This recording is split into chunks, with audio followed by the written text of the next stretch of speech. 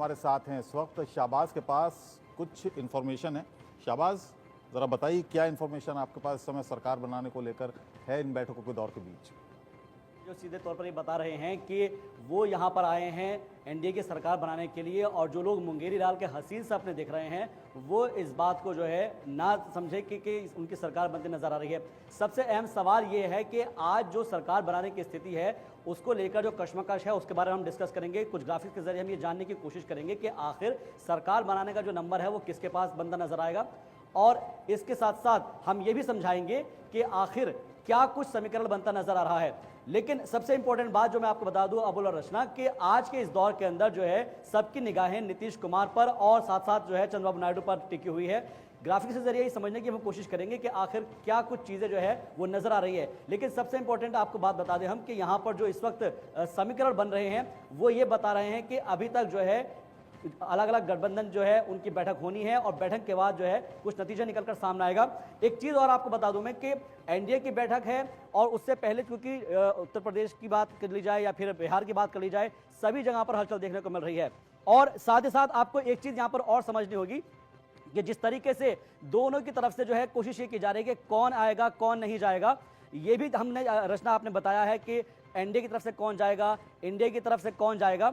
और साथ ही साथ ये भी बताएंगे आपको कि जो समीकरण बन रहे हैं वो किसके पक्ष में जा रहे हैं, क्योंकि लोगों को अभी भी ये यकीन नहीं हो पा रहा है कि आखिर सरकार कौन बनाने जा रहा है। पूरा का पूरा जो फैक्टर है वो नीतीश और नायडू के ऊपर बना हुआ नजर आ रहा है। नीतीश और नायडू ये दो फैक्टर है जो कि सरकार बनाने में अहम भूमिका अदा करेंगे। जिस तरीके से रचना ने अभी बताया है हमको कि तेजस्वी यादव हो या नीतीश कुमार हो, दोनों एक साथ आते हैं, एक फ्लाइट में आते हैं, थोड़ी देर बाद एक तस्वीर निकलकर सामने आती है,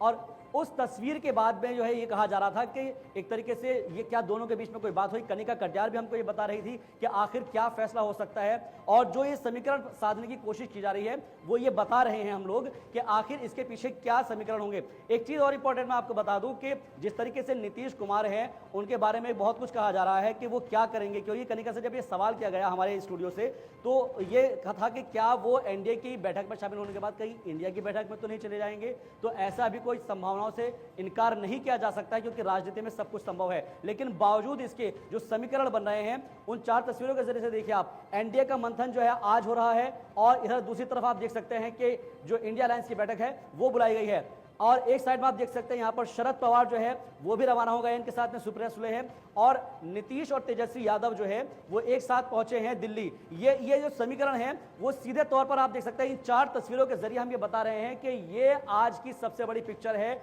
और जो पिक्चर है वो बहुत कुछ कहती है कि आज किसकी सरकार बनने जा रही है। एक चीज हमारा अपने दर्शकों को हम बता दें कि चंद्रबाबू नायडू की बात कर ली जाए या नीतीश कुमार की बात कर ली जाए, वो अभी भी ये देखने की कोशिश करेंगे कि उनको क्या क्या चीजें सरकार की तरफ से दी जाएगी, क्योंकि मंत्रालय को लेकर सबसे पहले बात होगी। और ये जो चार तस्वीरें हैं वो ये बता रही है कि आखिर वाकई में सरकार किसकी बनता नजर आ रही है। अबुल और रचना, मैं आपसे एक चीज और समझना चाहूंगा यहाँ पर, जो कि आपने लोगों से बात की है और हमारे रिपोर्टर से भी बात की है, कि क्या इसके पीछे का समीकरण बनता नजर आ रहा है, क्योंकि एनडीए पूरी तरह से कॉन्फिडेंट है। एकनाथ शिंदे को भी हमने अभी सुना है, और वहीं दूसरी तरफ जो इंडिया अलायंस है वो भी कह रहा है कि हम फैसला लेंगे। तो ये मीटिंग को लेकर जरा आप चर्चा कीजिए।